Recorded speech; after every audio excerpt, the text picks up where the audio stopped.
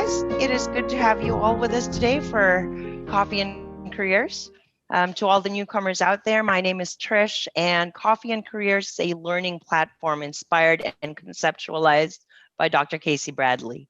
So the idea is to create something to enable students and animal science professionals alike to build, network, share, and ask questions, easing the shift from academe while exploring the range of work and the varied paths that are which define success in animal health, nutrition, and its related industries. So today we've got a very special guest with us, poultry nutritionist by trade. Marc de Beer has extensive experience in both the breeder and nutrition side of the industry. Originally from South Africa, Marc received his PhD in animal nutrition from the University of Arkansas. Marc started his career as a nutritionist with Avigen in 2007 and later became the global head of nutrition. He joined DSM in Elanco, serving in various leadership positions as well as the VP level. And after acquiring a wealth of commercial knowledge and expertise in April of 2020, Marc rejoined Avigen from Elanco Animal Health. So Avigen's newly appointed president for North America, Marc is responsible for advancing the company's long-term business strategy and strengthening service to customers in the US and Canada. So ladies and gentlemen, to share his journey with us today, please welcome Mr. Marc de Beer. Thanks, Trish. Thank you. So I think the process here is that I'll tell you a little bit about myself, which and my journey. It is tough talking about yourself. I'll be honest, but so anytime I think the idea is for you guys to jump in, and if you have questions, and then we'll turn it, I guess, into a little bit of Q&A or some discussion, which hopefully then maybe will offer some insights. And so just a little bit. Trish did share a little bit about my background. I grew up in a very rural community on the east coast of South Africa, mostly sugarcane farming communities. I went away for school. I left home when I was 12 years old when I left, and pretty much never lived with my parents ever since. So it's kind of been, I'm one of those more like a nomad. I've lived in a lot of different places, and it's just kind of normal, right? There was no option for us to stay in the place we grew up. There was just a very, very small community with very limited opportunities. So we're fortunate to go to good schools, and then from there it's sort of continued to grow. But I got to the University of Stellenbosch in South Africa studying animal science. Mainly, I studied animal science because I was fascinated with wildlife. I grew up in a place with lots of wild game, so I didn't do my research. I didn't prepare real well for understanding what animal science is all about. So mostly I studied animal science because I wanted to work with wild game. I wanted to work with lions and leopards and wildebeest and things like that. And I got about 2 years in, and eventually kind of built up the courage to ask one of the professors when we would start studying things like the wild game of South Africa. And I came to find out that that's not at all what animal science was about. It was production agriculture for the most part. So it was a pretty big shock. To be honest, I didn't have any interest in being a vet. So they said, well, you could become a vet and maybe take that path. I didn't want to do that because I didn't want to take that long to study. I'd sort of set my heart on maximum of 4 years of study. So vet was off the table. And then they had a game capture course. I don't know how familiar many of you are with game capture, but, darting animals, moving them around, how to handle big wild animals. And so that was interesting. And then I found out that there's literally 2 jobs in the whole country for people who specialize in game capture. So it started to make little sense as a career option. So I just kind of carried on, and I got to the end of my undergraduate. Became pretty obvious I wasn't prepared to go to the workforce. I didn't really have any skills that were going to translate to something I wanted to do. So the easy thing to do was, keep studying. And at that point, I'd become interested in nutrition. Of all the classes I'd done, nutrition was probably the most interesting one for me. And I heard that you can get jobs as a nutritionist. It was sort of a possibility at least. And then it was a point of choosing which species to work with. And I had no interest in chickens, frankly. Was not really intrigued by the prospect of working with chickens, But from what I understood from our professors, that was the most likely place you could get a job. And I remember very clearly the head of our department saying, "You're never going to make much money. You're never going to be wealthy, but you'll work with people who are mostly good, decent, honest people. And so you have that to look forward to." So, and he was right about all of that. Well, maybe not entirely about them. I think people can make very good living in our industry. But it was not very inspiring, I'll be honest. I think it was not I certainly didn't feel, I felt looking back, I was like, man, maybe I should have done something different. Having said that, I stuck with it, got to the end of my master's degree, met a professor from the United States, and actually started a little business with a friend selling organic fruit and vegetables before organic was cool in South Africa. So we had a bunch of farmers growing organic produce, had nowhere to sell it. They couldn't figure out how to sell it. So we basically acted as middlemen, helping them, meet up with restaurants and hotels and stuff where tourists would buy organic produce. So that was a nice little business, but also uninspiring. The thought that you would spend the rest of your life selling fruit and vegetables was again something I probably hadn't prepared myself for. But having said, I finally met this professor from the US, and he said, "Well, you should come study in the US. We've got great research programs." He was at the University of Arkansas, and so after a little while, I had said to him, "Hey, I don't think that's something I could ever afford. It'd be pretty tough for me to pay for it." He explained how the assistantship program worked, and so it started to become more and more intriguing. And after about a year of selling fruit and vegetables, fairly successfully, we had a nice little business. I thought, man, if you want to be good at something, if you want to be exposed to the folks who are the best at what they do, the US would probably be a great place to do that from. And so he had laid out how this might work. And so I actually, for the first time in my life, actually went and signed up for a Yahoo email address. I didn't have email at that time. I just never, ever had used the email. Signed up for a Yahoo email address, emailed him, and lo and behold, he responded in minutes, which was freakish for me at the time. I had never seen something like that. So yeah, about a year after that, I landed at the University of Arkansas, and ended up studying, doing a PhD in poultry nutrition, which again, at the time it seemed, nutrition was of interest to me. I never necessarily had great interest in chickens, but, it was one that was convenient and there was a pathway forward. So I landed up, working with chickens. Came to Arkansas. I didn't know anybody in the US at all. I had a brother who lived in New York City, who had about the same level of interest in chickens that I did, living in New York City.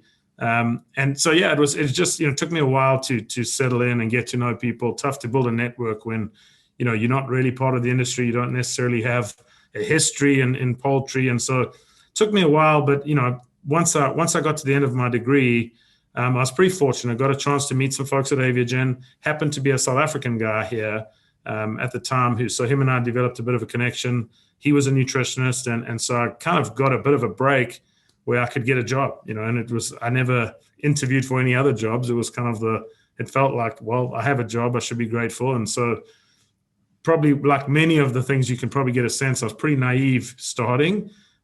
Just about everything I've done, really, I've been pretty naive starting. But got into it. And about 6 months in, I realized, wow, there's tons of great folks, pretty welcoming to someone who wants to learn, someone who wants to, figure out a path for themselves and wants to find a way to contribute. And so, yeah, just from that point forward, have kind of realized this all happened for a reason. The animal agriculture is, for the most part, filled with tons and tons of great people, right? These are people who, I think in modern society, that's maybe something that the world has moved away from realizing where our food comes from, right? So I've always loved nature. I've always loved biology. And it's pretty easy to get detached from that, right? It's pretty easy to live in a world where you don't see how nature works and how life really, really moves forward. And so we're fortunate we get to see that every day, right? Started in my career at Avigen. It wasn't long before I told I was a nutritionist, had a PhD in nutrition, didn't have much practical knowledge at all, really, of nutrition, to be honest. I certainly did pretty well, read enough textbooks, wasn't particularly capable, practically speaking, right? So I was very fortunate, had a great mentor who helped me become sort of practically proficient. Also realized it's not rocket science, right? So rocket science is rocket science. After that, pretty much everything isn't rocket science. And so, with a bit of will, you can become pretty good at any of these things. And so obviously I had the will. I was always motivated to do well, mainly because I didn't have a safety net, right? There wasn't anywhere for me to go if it didn't work out. So I had a great mentor and told him within probably 6 months of starting the job that, hey, I don't think I want to be a nutritionist for very long. I don't know what I want to be, but I don't know if I want to be a nutritionist the rest of my life. It just feels like I'd probably get bored eventually, which I think would probably be true. And so he wasn't offended by that, but he wasn't particularly impressed by it. He's been a nutritionist his whole life. So, in a way you're saying, hey, I kind of don't want to grow up to be like you, which is, I think I was polite about it, but I think he understood where I was coming from. And so at some point, I had a daughter. She's 11 now. When my oldest daughter was born, I was traveling the world, loving it. Avigen's got this sort of global tech team. Guys are on the road 200 days a year, 230 days a year if you're single and, you don't have kids. That's great, right? You go and see all these crazy countries. You get access to really interesting businesses. But I realized I can't keep doing this now that I'm a dad. So an opportunity came along at DSM, and it was in a marketing role, which again, in like a lot of the industry, marketing is really kind of a technically oriented, so I had a little bit of a technical background, no real marketing know-how whatsoever. But it was a pretty easy fit because of the technical stuff. And really from there, that kind of stepped out of, being a nutritionist into what was then marketing, was just really a stepping stone. I kind of slowly but surely got more and more interested in the business aspect of it and really understanding how the business operated. I felt like nutrition was really critical, but it occupied a part of the business that you were somehow detached from the other elements of the business. So I was very interested to learn more, right? I was, unsatisfied and wanted to learn more. And so DSM afforded me that opportunity. And then, my boss, which is unfortunately has proven to be a consistent pattern. Either my boss quits or retires fairly soon after I arrive. So I typically warn my new bosses that, they might have their days are numbered if history's anything to go by. So my boss retired. Him and I developed a great relationship. He retired and he recommended me to take over as the business leader for DSM in North America.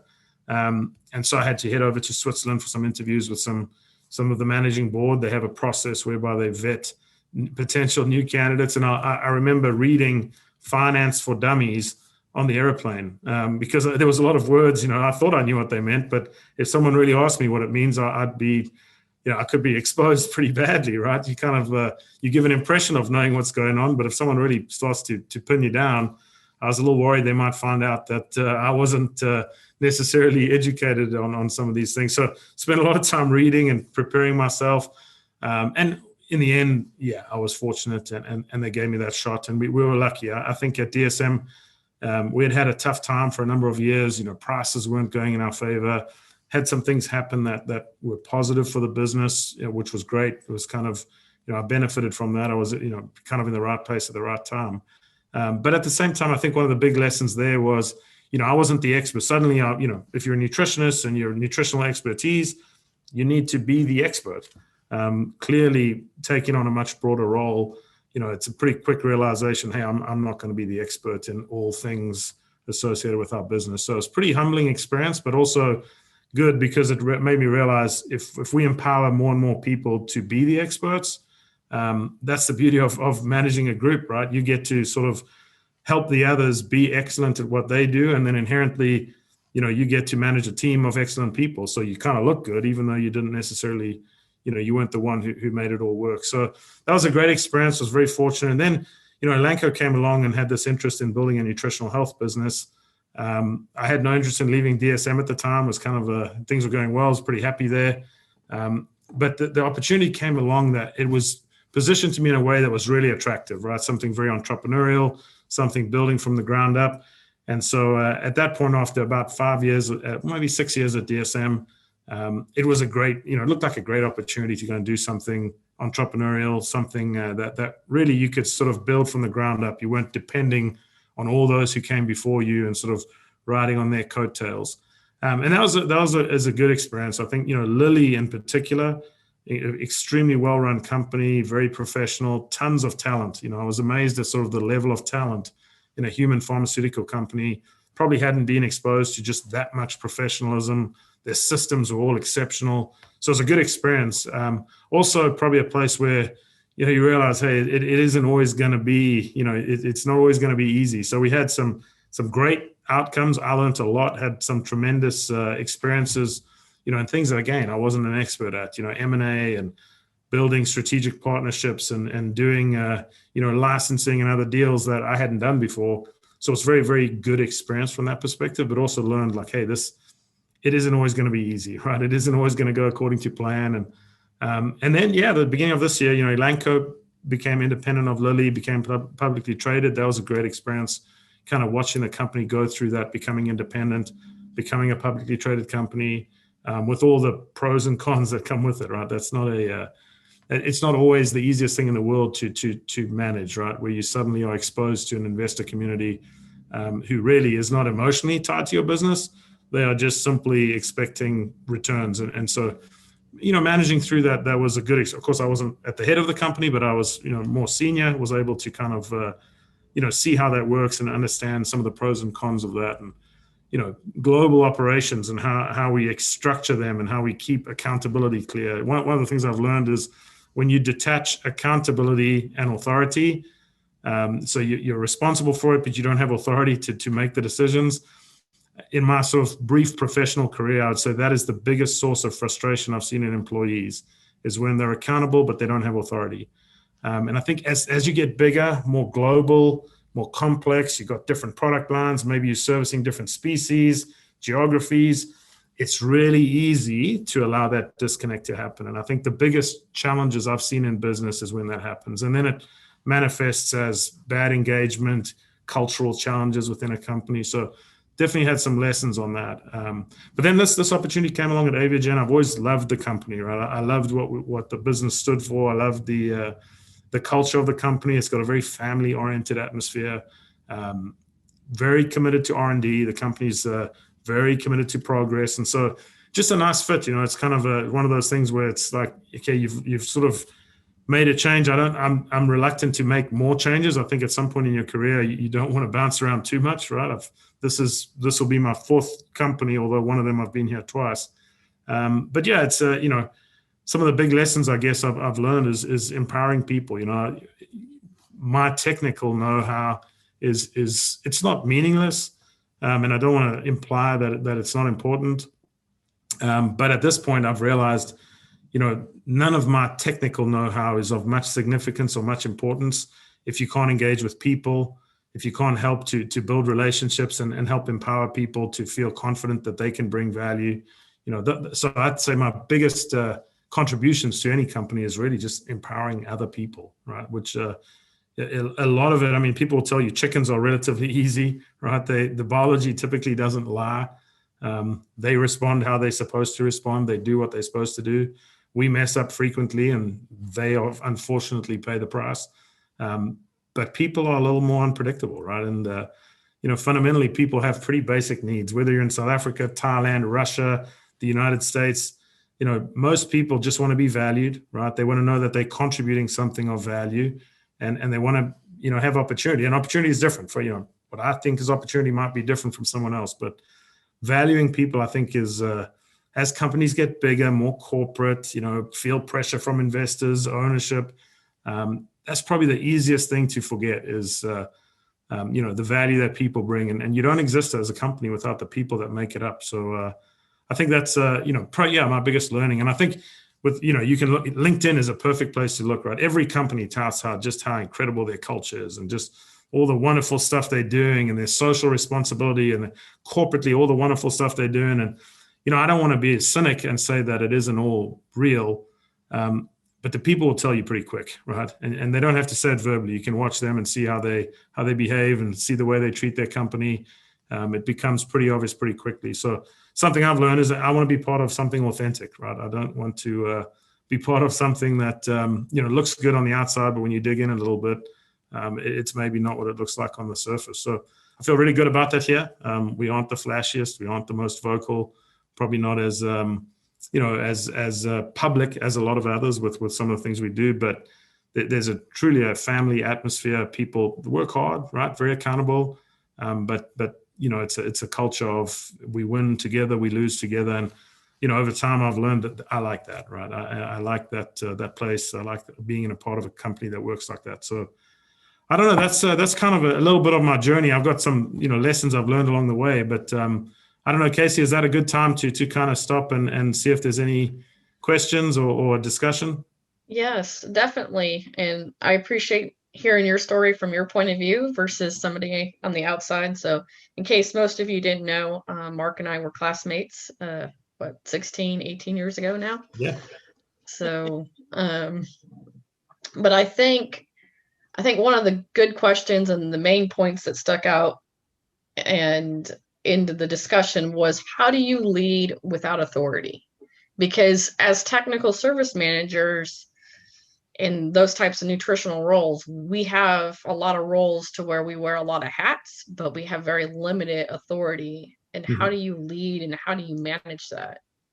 Yeah, it's a good question, and it's difficult, right? I don't, I'll have an answer. It might not be the answer. When I joined Elanco, it was probably the time in my career where I felt most, I struggled most with where you've got, responsibility in career and a team in career who doesn't feel accountable to you at all, or anyway, name the country. And so I got to reading, and I was reading a Harvard Business Review article. And it's talking about, how to succeed in a matrix organization, which to some extent you're talking about, right? So, and some companies are more complex than others, but this concept of a matrix where maybe you have, global marketing functions or global technical functions or even regional, right? But then you have local accountabilities, and so it's hard. Like you said, you're trying to lead, but you don't have authority. And this Harvard Business Review article was fascinating. Was talking about, you have to balance power. Organizations need to balance power, right? Like local versus global. And, when that gets out of balance, that's when it becomes really difficult for people. And, I read the article, it was quite insightful, helpful for me. And then just happened to scroll up. I was reading online. The article was written in 1978. Okay. So the point being, the problem you're describing, it's not a new problem, right? It's been there for a long, long time. I think it's the same answer. So on a personal level, Casey, I don't pretend to necessarily have been super, successful at it, but, at the end of the day, people are people, right? The same things that motivate people, professionally it's the same things, right? So if you build relationships, build trust, right? Go together on the journey, it's not by definition, you don't have authority. So you're not going to dictate what people do. You've got to tap into other ways of motivating them, right? Create common goals, be of service. I think that's a big piece, right? Serve. And people eventually start saying, like, at DSM, frequently with our tech service folks, I'd say, if your phone isn't ringing, something has to change. If guys aren't calling you and saying, hey, I need your help, something has to change. They don't see you as a service provider. And again, I know tech service is not entirely a service provider. It can be a leader, but I think when you're perceived as a partner, when you're willing to align to common goals, I think a lot of times I see tech service folks who don't want to be, that like, well, we don't want to be part of sales. That's sort of like a dirty word, and sales is for sales guys. And it's not like that. The reality is companies, unless you're working for a nonprofit, I guess, we all ultimately are dependent on sales. And our customers are the same way, right? It's hard sitting on one side of the table trying to convince them to buy something, but there's people at our customers who are having to do that to their customers, right? So, I think you got to get comfortable with that, and joint accountability. Sign up for stuff that you're not comfortable signing up for. Be a part of it, and it's hard though. It's hard, and the ones who are really good at it, they stick out, right? Great tech service people stick out. Their phone rings a lot. They're hard to come by because they're in such high demand. So it's a great place to be. But I think it's that little bit of balance about, okay, I'm willing to take on, joint accountability for some of your challenges, not just pushing my own agenda, right? Yeah. And if I can touch on that just a little bit, I found that it was important to get buy-in from my team before I proposed a solution or an idea. Have people behind you, like you said. Yeah. Well, that's right, definitely, for sure. And people want to be involved, right? People want to be listened to. People want to be heard. It's just a human thing, right? Like, it's a great thing about the animals. They just they kind of do what animals do. We humans are a little more complicated. Yeah. Trish, do we have some questions from the audience? Yeah, I've actually got one question.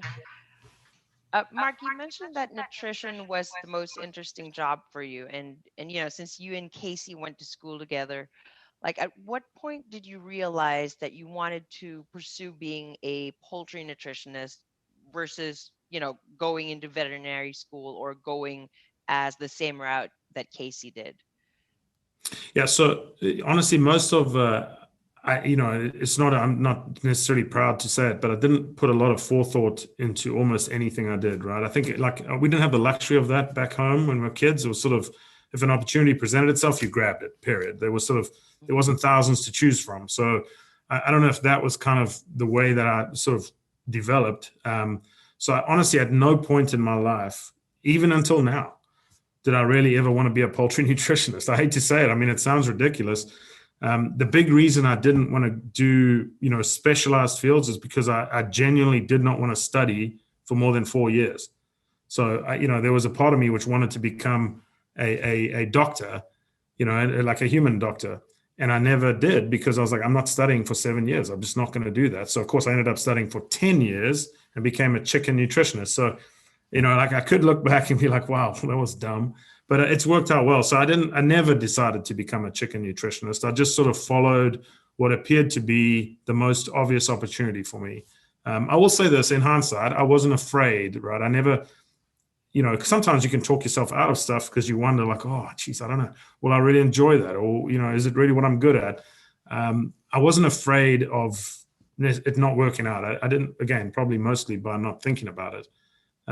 So which I don't know if that you can go on any kind of advice from that. It's kind of like, oh, well, just take whatever life throws at you. I don't think it was that random. But I think the underlying thing for me, like the underlying motivator was, if I have a talent, I want to try and make the very most of it. I didn't necessarily know how. I didn't know what field it would be in, but I knew selling fruit and vegetables, I could probably have made pretty good money doing that. But I was like, I think I can do more. I think I could do something more meaningful. And then leaving South Africa was a really big thing for me and I love South Africa. I never left. A lot of people left because they feared the political environment, that we have a lot of crime. There's lots of reasons to leave. None of that was my motivator. My number one and really only motivator was, I think if I put myself in an environment like the United States, I'll probably push myself harder to do better. I'm a little lazy. I can do pretty well here. It'll be more uncomfortable. And the same reason I joined Elanco, by the way.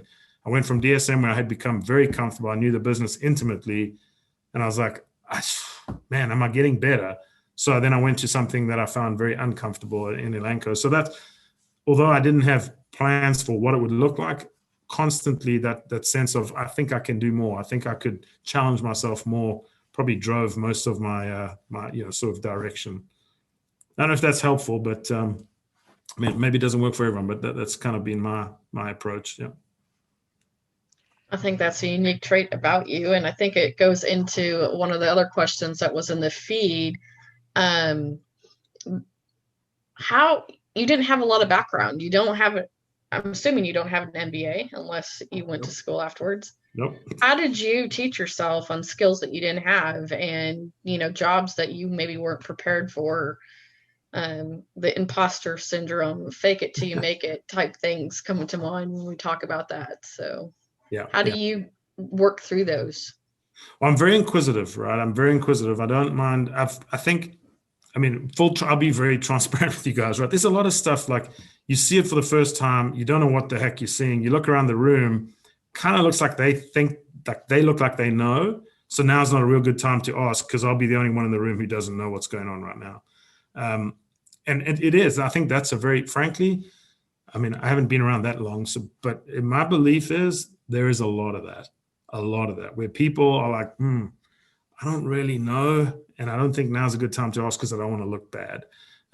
So I'll be honest. I think I've found some pretty clever ways to find out without, I'm just like everyone else. I don't want to be like the ignorant one in the room. I don't want to be the one who doesn't know what's going on, but I'm also not comfortable, because that's the truth, right? I'm not comfortable leaving it there because I don't want to stay the guy who doesn't know what's going on. So I found some pretty good ways of asking questions without looking dumb.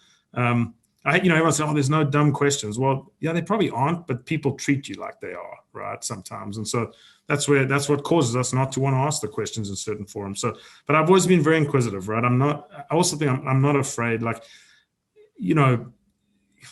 every time I've been promoted, you sit in a room of people who've been there longer than you have, who presumably have a different, greater experience than you have.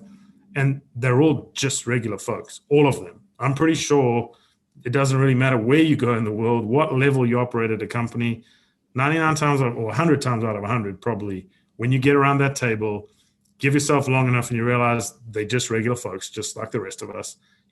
Sure, there's lots of smart people and, there's probably people with insights you don't have, but when it comes down to it, they still have the same needs you have. They still have the same hopes you have. They're just regular folks. And I think that's, so, every time I've been intimidated many times, you get in a room and like, I don't think I'm smart enough to be in this room, or I don't think, I have the experience that the rest of these folks have. But yeah, it takes a little bit of courage, and I'm also okay admitting what I don't know. I mean, I came back to Avigen, and everyone thinks, oh well, you know what we do, right? You were here before, and I'm like, it turns out there's a lot of stuff I don't know what we do. But it's okay, and I think people, in a way, that can also, leadership is about being authentic, right? And I think people, to some extent, the more vulnerable you are, the easier you make it for someone else to be vulnerable, and then they can learn just as quickly as you can, right? Because they realize, it's okay not to be the expert.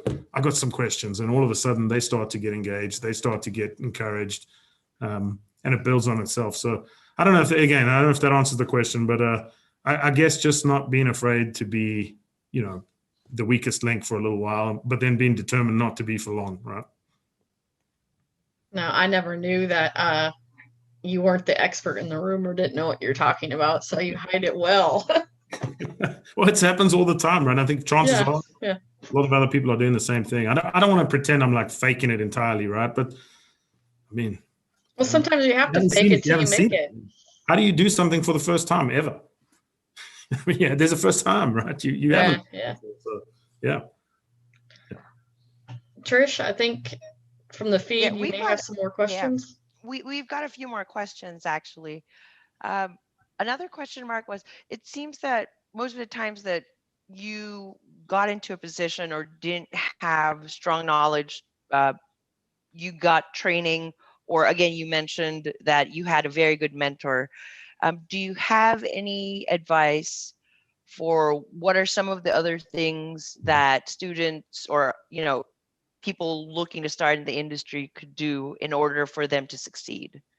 Yeah. Well, I mean, you mentioned the mentor thing, right? So there's several people throughout my career who, you build trust.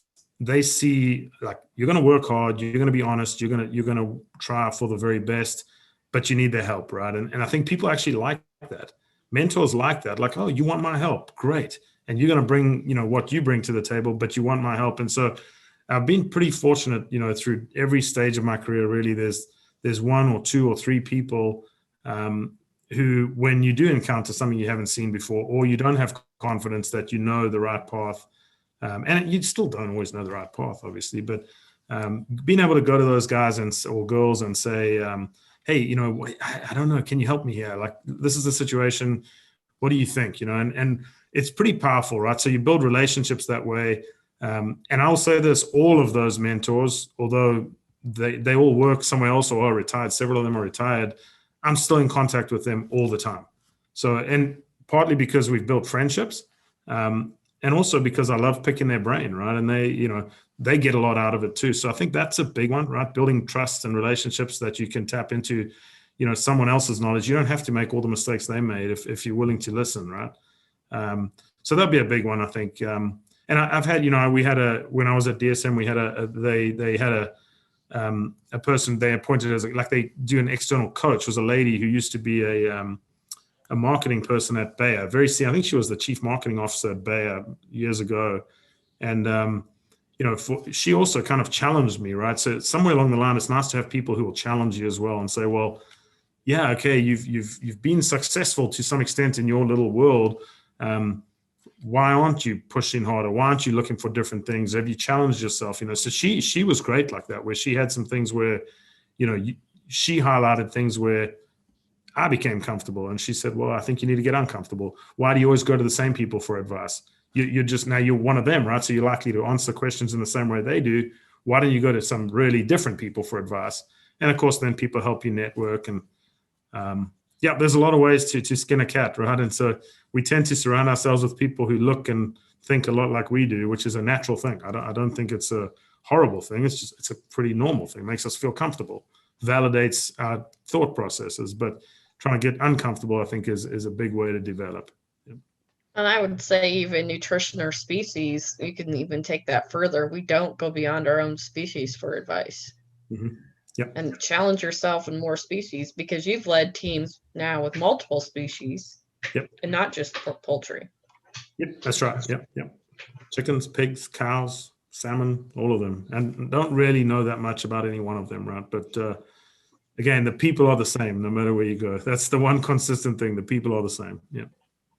But you know who to reach out to, phone a friend. So. Yep. That's right. Trish? I've actually got, we've got another question here. And this really has to do more about choosing to come to the US and choosing to live and work in the US. Mm-hmm. I'd also like to acknowledge that Mr. Ed Seed from Farmgate is with us, and he's also South African. Yeah. As well as Tina Wang, who's from Asia. So in that sense, hi Ed. In that sense, I'd like to ask you guys, and this is from someone who's from the Netherlands, who's very curious about the American perspective. What made you guys choose to live and work in the US versus Europe or England or South Africa or the Middle East, for example?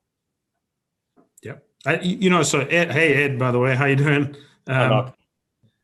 I don't know if someone else wants to. I mean, I definitely offer my perspective, but it'd be great maybe to hear from some of the other folks who've done the same thing. Right?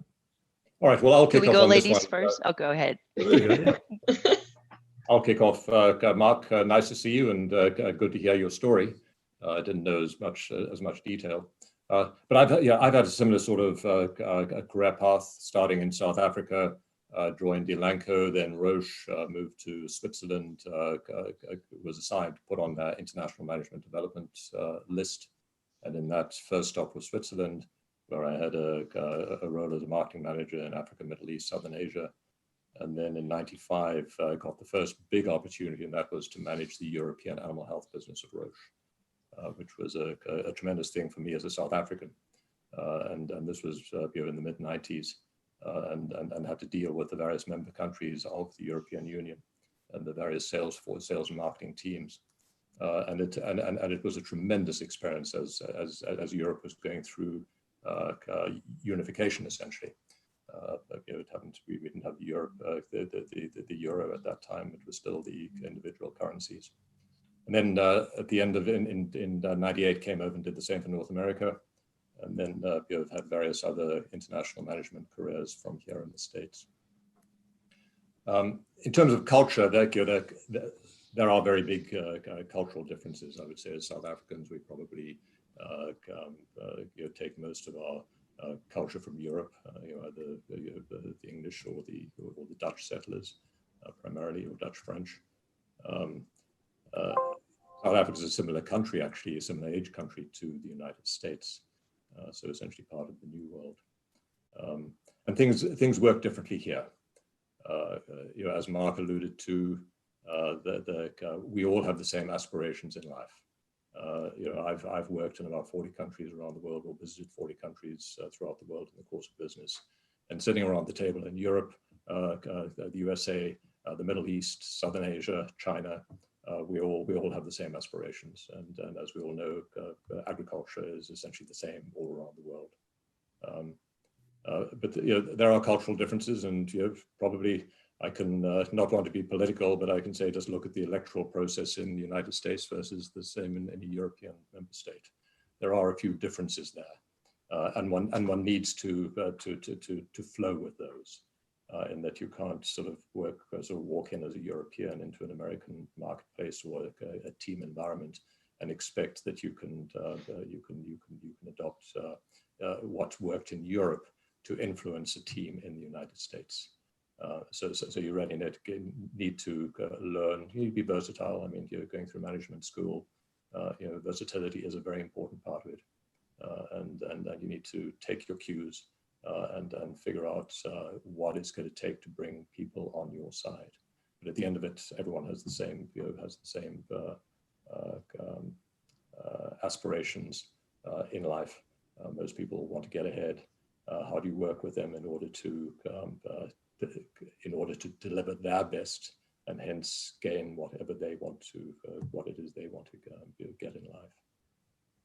But you need to mind the P's and Q's as well.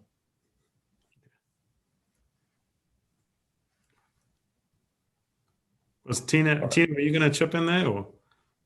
Yeah, sure. So, hi everyone. My name is Tina Wong. I am a poultry vet in training. So I came to US 7-8 years ago, similar to Mark. Went to the school here. I went to University of Georgia, and I went to a specialized veterinarian training program. And I be frankly, at the beginning, I hate being here. The culture shock was a lot to me because I grew up in Taiwan, and as many of you guys may know, that our culture is more conservative, or it's many perspectives very, very different from here.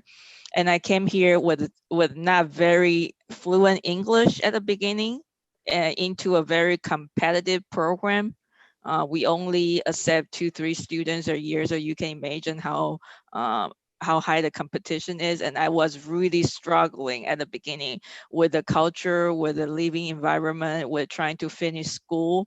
And after I finished the school, I was struggling to find a job. To me, the biggest hurdle to me is the visa status. As many of you guys, if you're from other country, there will be one thing you will have to face after you graduate. And that's the largest hurdle at the point in my life, is a lot of companies not willing to sponsor you the visa. And that's just the reality of life. However, through the process, even the challenge is very high during different time period in my life. At the beginning is language, then is trying to find a job here. During the process, the US culture is slowly changing my personality and also changing the way I'm thinking. And it's just a lot of fun for me to think about myself 8 years ago, totally different than who I am today. And I have adapted to this environment, this culture. And right now I really love it. I love US culture. I love the environment I'm living in. I love meeting the people I met here. And how I decided to stay here, to me, it's always the practical and reality here is where is the largest opportunity for me, because Taiwan is such a small market. Yes, I can go to work in other place of Asia. However, compared to US, I still found my best opportunity here. And another thing I would encourage everyone to think about who you are, because to me, looking at my path, I always think about what I like to do, what I think I would be happy, because I'm a vet. At the beginning, I had a family war because my dad is trying to force me to do small animal, and I have fight to try to become a poultry vet, because I know this is a living style I want. I don't want to just go to practice every day, day after day. So you need to think about who you are, what you like to do, what kind of living environment. Another reason for me that I want to stay here, because in Asia, most of the country, they work overtime a lot. They work after hours during the weekend. I want a peaceful weekend time, and I really enjoy that to refresh my mind and give me some energy to face next week challenge. So that's how when you get into this environment, you try to experience. Every culture has its pros and cons. You just need to see what will your personality, or what you like more or what you don't like, and then decide. And to me, the reality is always the deciding point there. Okay, where is the opportunity? Then I'm gonna go where. Hope my answer helped a little bit. Well, I like those comments from the standpoint of even working in a team that's multicultural. And I found that the most rewarding thing about my career, meeting people from all over the world. And everything you guys say is correct. We're all, at the end of the day, people have the same desires. We have families, we have hobbies, and you got to take down those cultural barriers, and the world is beautiful when you do, and the people are amazing. Right. Yeah, that's right. It's a big part of it comes down to listening, Casey. Just the ability to listen, right? The people will tell you, just be quiet for a little while. They'll tell you, actually listen, right? And then I'll be surprised how insightful you suddenly seem, but it's really just because you listen to them, right? Yep. And not just culturally, but across a lot of things, right? I think it's most people consider themselves good listeners. And they're more than happy to tell you that, right? And I think that's a big piece of being effective in teams, across cultures, moving from one species to another, moving from one function to another, is the ability to listen. I really think that's probably one of my biggest lessons. And I was terrible at it till it's probably been about almost 10 years ago now. I was in a course, pretty unique kind of a course, not your sort of conventional, corporate development type stuff. And where it became obvious to me that I was a bad listener, and you might not have thought that, but a lot of times we sit around and in our head is what's really going on while someone else is talking is like I'm formulating my next thought that I can spit out as soon as they're done, or maybe even before they're done, and that is not listening. So kind of taming your own thoughts is a pretty powerful tool, and it's a great way to learn, right? Because you're actually absorbing a lot more than what you're putting out all the time. So I think, maybe it's a slight change of topic, but functioning well in Europe versus the US or in Asia versus Latin America, people who are really good at it, I think are great listeners, right? That's quite interesting. I'd add one more point. They show respect as well. Mm-hmm. Yes. Okay. So going from, whether it's a technical or a field role or executive, just the last decade, you see things from a different perspective now. Like, what would your opinion or what would your advice be to students studying nutrition and how they can look at positioning themselves, trying to get into the industry? Because there's so many different avenues and things are more integrated these days. Like, how would you advise them on which path to take?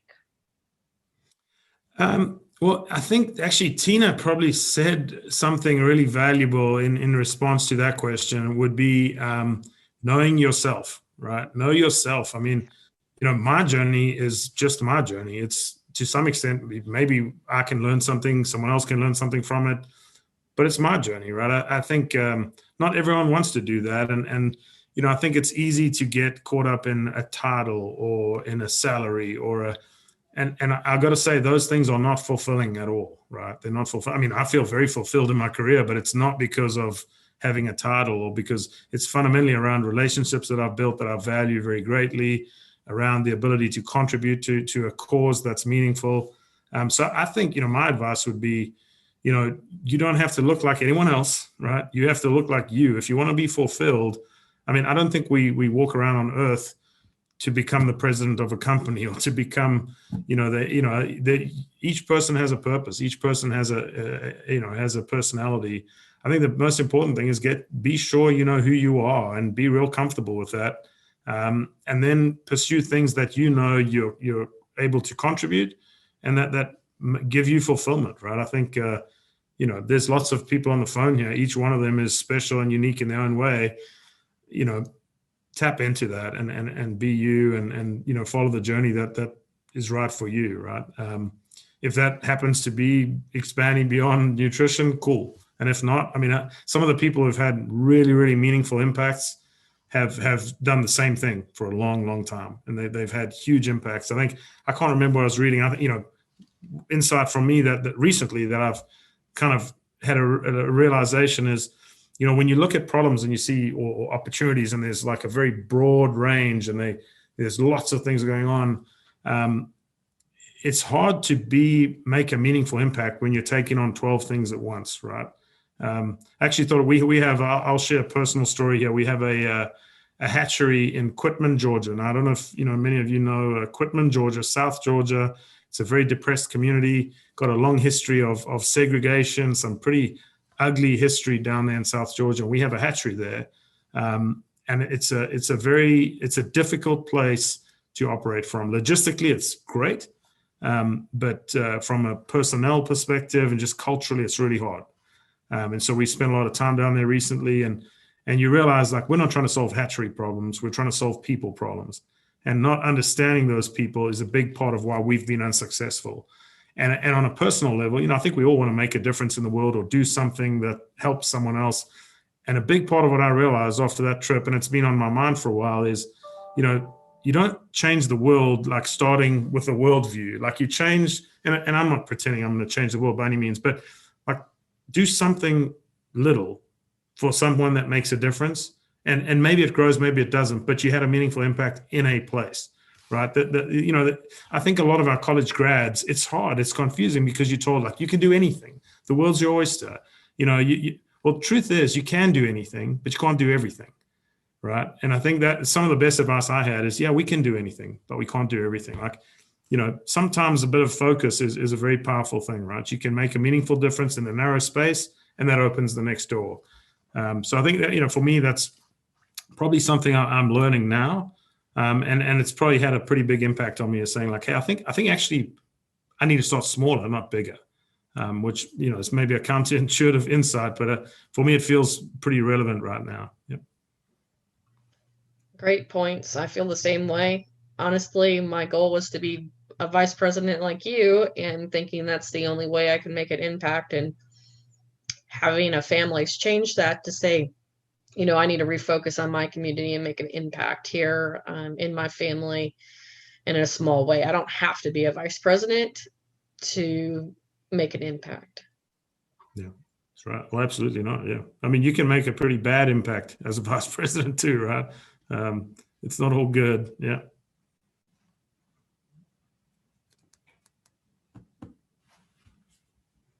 Trish, was there any other ones? Comments from Ed, Tina? Yeah, I'll just chip in. I'll just chip in. Relating to the question as it was asked. You're studying nutrition at the moment, which indicates that you've gone through animal science and specialize to some extent in nutrition. So you have a bit of a technical mind. But as from the management side, we'd be looking at people to come into the sales or commercial or technical parts of our businesses. And as I think Mark alluded to, you don't know where you're going to land up. You might become the PhD and the head of technical services and be quite happy with that. Or you can, as Mark and I did as well, start out as a nutritionist and then go more into a commercial role as you just identify where your strengths are, as your mentor maybe helps you identify where those strengths are, and you're given opportunities. I mean, big things are what do you as an individual want to do? And companies want to hear that as well. Something I was told before I started my international career is, you need to let us know what you want to do. You need to show the ambition, and you'll be very surprised at what happens, because we want to identify that. Work hard, do a good job in your current role, but certainly tell us what your aspirations are, and we'll work with you to map out a career. Yep. And I can add a little bit on that.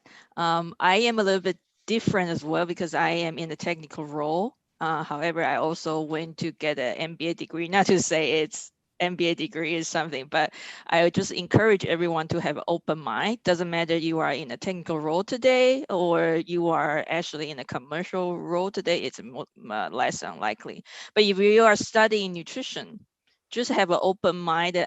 To me, my theory is always that you don't know if you would like it until you try it. So always have an open mind to different things. And as Ed mentioned, that you need to do a good job at your current role at the same time, thinking about your future and thinking about maybe one day you wanted to make a change. And to me, I always know I am very interested in commercial role, even though I'm in technical role. So I'm just keep building my skill, keep getting exposed to those knowledge. And I have to say that I used to be extremely technical. And after I went to my MBA school, I feel like my whole brain is restructured.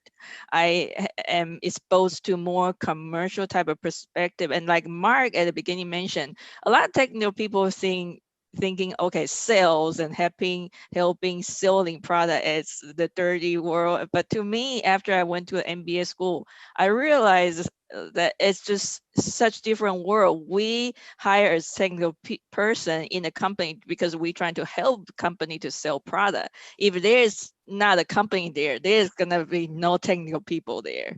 So we all have the same goal. We're just using different approach to reach the same goal for the company. But I would say to a lot of people maybe in this course study in nutrition or very professional type of program now, just have an open mind. Maybe one day you realize that you actually like to being a salesperson or being in a commercial role. Your life change and your thought change. So just I learned in a way that never say never to a lot of things. Yeah. Well, I also think we need to be open-minded to business because ultimately we all sell. We can't help producers. We can't help our industry if we're not selling. I think that's a key point too, to keep in mind when we go into our careers. Yep, that's right. Trish, is there any last minute questions? We have a few more minutes.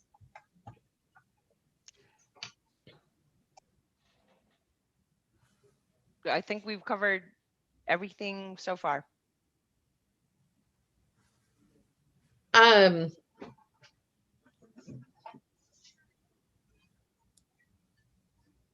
You talked about some courses, and I think this is an earlier question. Are there some programs, mentor? I know DSM had mentor programs. Different companies I had did not have mentors. Are there certain programs out there today? You know, I took the Dale Carnegie program early in my career. And I think it was questions besides books and having a good mentor internally in your companies. Is there other things that they can do to develop, I guess, more soft skills and leadership skills? I think there's lots of good ones, right? So, you know, I mean, I'm sure every company has got connections with different universities might have, courses that they've connected with. Honestly, the one I've gained the most from is a very, very small, basically a one-man consultancy in the UK called Wentworth. So it's hard to recommend it to everyone because you'd have to fly over to the UK and spend a week with Andy, and he's got some pretty intense courses. But for me personally, and maybe less the recommendation on a specific course, but for me personally, the impact the course had on me, and it's a course only in the sense of, hey, it's a defined period of time with some help. There's no course work or structure really to it. It's a very unique kind of approach. So rather than recommend like the name of a course, the biggest value for me was, and it sounds kind of obscure, but it was learning about me. Like I never had, and not like, oh, I like this or I like that. No, you have a perspective on yourself. You have a set of perceptions that may or may not match what everyone else thinks, right? And so it sounds really, I mean, I know for some people are saying, oh, geez, should I study, A or B? I'm wanting more direct advice. The truth is, learning about yourself and understanding what motivates you. Some of the reasons, like you have triggers, like you react. Like for me, if I think something is not just, I'm liable to go flying off the handle. And it's like, what? Why? Well, it's good to believe in justice, I guess, but why does that trigger you? And then some things which might be really shocking to someone else doesn't trigger me at all. Understanding that is pretty powerful, knowing that because in the end, you have to manage yourself a little bit, right? So, when you talk about personal development, for me, that and may not be the same for everyone, but for me, that was the most, and it's been an ongoing learning ever since, really. I think that was the 10 years ago that I was talking about, where I suddenly realized, bam, getting to know yourself a little bit more and comfortable with yourself, understanding why you behave, why you feel the way you feel sometimes. Like, yeah, I'm angry right now. Why? Or I'm kind of sad. I only admit I'm sad. Being sad stinks. So maybe I'll just act like I'm not sad. Things like that. Like, that's pretty powerful. You want to manage a team or really get the most of other people. They're going through the same stuff. So the more you understand yourself, the more you're able to understand them, get to know them, and ultimately connect with them. And then you get the best out of a team because people feel heard, they feel understood, and they feel passionate about making their teammates better. So yeah, things that can get you that knowledge. For me, that was very powerful. So a little bit unconventional, but very, very powerful. Yeah. Well, if there's not any last minute questions, we've run out of time. I appreciate it, Mark.